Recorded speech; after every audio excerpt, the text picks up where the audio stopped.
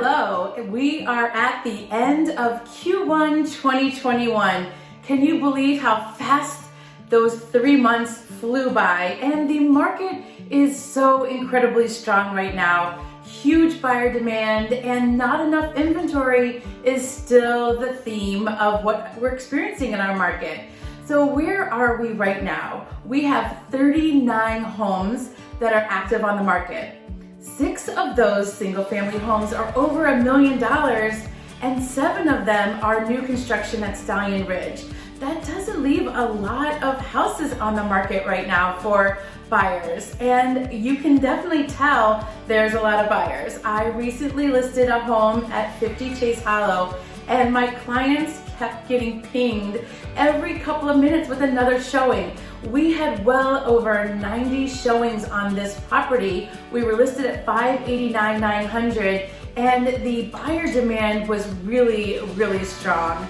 So I have very happy sellers right now who are under contract, and this lucky buyer has a beautiful house with a gorgeous kitchen, flat backyard, and a remodeled master bathroom to die for. So I'm sure they're really happy, which is super great.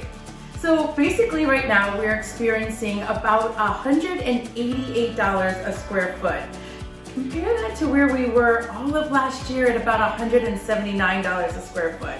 So remember what I said last year, we had 471 single family homes that sold, and in Q1 of last year we had 69 houses that closed.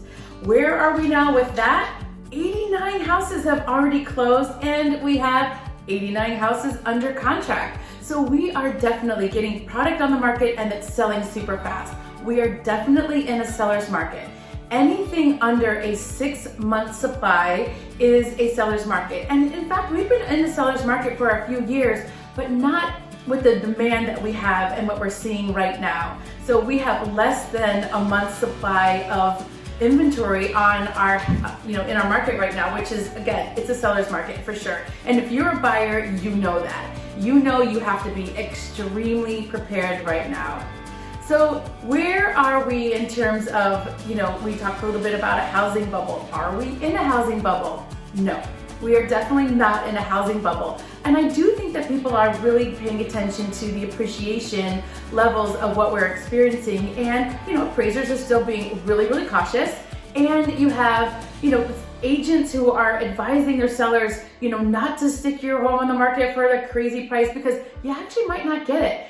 In fact, if you price your property at market right now, you'll probably sell over. And you could sell over 3 to 5% depending on where you are price-wise in that price box. I talked a little bit about that a couple of months ago. You look at the 100 to 200, 200 to 300, so on down the line, and each of those price points saw a different variation of a percentage over asking if there was a multiple offer situation. So it really depends on what your house has to offer, where it's located, and what amenities does it have, and the price point that it's going to go out at as to really where we're going to see the most amount of buyer demand.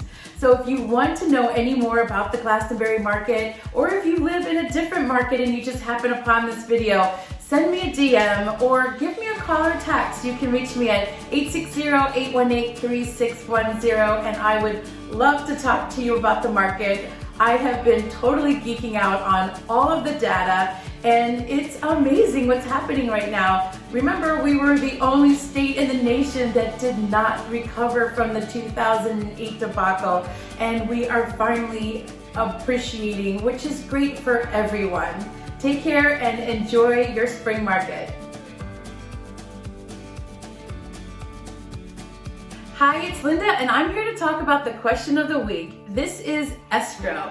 What exactly is escrow, and what are we seeing buyers doing with their escrow deposits right now, especially since we are in such a great seller's market?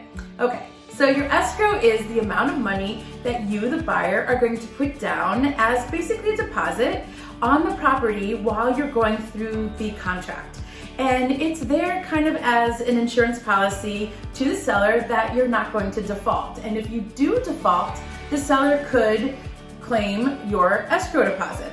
Now, remember, there's lots of ways to protect a buyer in our contracts, and there's lots of contingencies that are set up for buyers. And as long as you stay within your dates and et cetera, your deposit really isn't at risk. You just can't be in default. In the state of Connecticut, a seller cannot sue you for more than your escrow deposit if you are in default. So there's no equitable relief, nothing like that. So basically, that's all the seller has as an insurance policy so that you don't default on your contract with them. Now, part of that, or actually all of that escrow deposit is going to be attributed to what you're putting down on your loan. So if you're a 20% down, a 10% down, or a 5% down, and so on down the line, that escrow deposit is sort of a deposit towards that money. So that's less that money that you have to bring to the closing table. So I wanted to make sure that you knew that that's not extra money, it's money that you are already putting down towards the property, and it's just being held by typically the seller's realtor's office, and they act as the escrow agent holding that money. Now, let's just say you want it back, you're the buyer, or you think the seller, you are entitled to it. Well, it can only be released with a written agreement and an understanding of how it's going to be dispersed by buyer and seller. So a escrow agent, the seller's real estate agent, can't just go and say, okay, yeah, you deserve it, you get it, I'll give it to you. We can't do that. We have to have a written agreement directing us how to disperse those funds. If you have any more questions, if you want to drop me a DM or you even want to text me, you can reach me at my cell phone anytime, and I'm happy to answer your questions. So we have a bonus question today, and I just got done wrapping up my question of the week and my market update for all of Q1 of 2021 when I got a text message from a former client who's thinking about making a purchase, and they wanted to know what an escalation clause is. I'm like, that's a great question. And since it's happening more and more, I thought, let's just get back on the video and let everybody know kind of what an escalation clause is right now and how that's being perceived and by buyers and sellers and what we're doing with it. Okay. So as a listing agent, I might communicate with my seller and say, hey, you're gonna get a bunch of offers and we think that they might have escalation clauses. How do you feel about that? You know, do you want a buyer to put an escalation clause, or do you just want them to put it all in, highest and best, and just see where it goes? And then the seller will communicate back to the listing agent, who will then let the buyer agents know whether or not the seller will entertain an escalation clause. We're finding that most sellers are willing to entertain an escalation clause with some caveats. So an escalation clause is this: I'm a buyer and I want to purchase a property and I'm not really quite sure where the ceiling is. Some buyers are really kind of going up there and I want to cap it. You know, I want to offer, let's just say we have a house that's listed for $300 and I write the offer, I want to be amazing and write a highest and best offer of $325.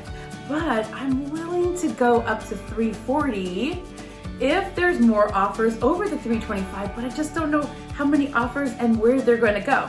So I'm going to write the offer like this: your house is listed for $300. I'm going to offer you $325,000, but I'll pay $1,000 more than the highest offer to a cap to a maximum of $340,000. That's the escalation. So if another offer comes in at $327, I'll pay $328, and so on down the line.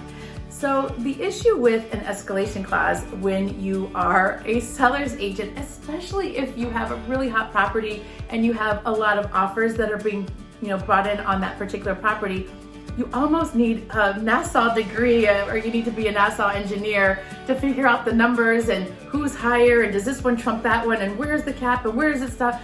Okay, there can be a lot going on with that. So what we want to do is we want to take a look and say, okay, what's the strongest offer, price, terms, and conditions? Who has an escalation clause that's really up there, that also has a really great supporting role of maybe no appraisal or maybe no inspections? And then we want to go back to that buyer agent and say, listen, your escalation is at $340. Is your buyer willing to pay the $340? I know you were hedging your bets, but here it is. And we might actually, as a seller agent, have to provide proof of that other offer that was $339. So with that said, we go back to that buyer agent and we say, listen, does your buyer want to pay the $340? And then we have to do kind of a little bit of a waiting game. And that's where some sellers are saying, yeah, I don't really like that. I think that you should just put it all in and then send me your offers in writing. That way I can execute one. Because what we don't want to see happen is that buyer that's like, yeah, I think I'll do the $340, and we're playing the waiting game for them to bring back their newly revised contract when we have all these other bird in hand buyers who are willing to maybe pay without an escalation clause. It can be a little bit of a waiting game, and it can be a little trying and unnerving for all parties. So it really depends on the players at the time, who the buyer is, who the seller is, and who the agents are, as to whether or not an escalation clause will be appropriate. So that's what an escalation clause is, and that's how they're being viewed out there in the marketplace right now. If you have any other questions, feel free to text me.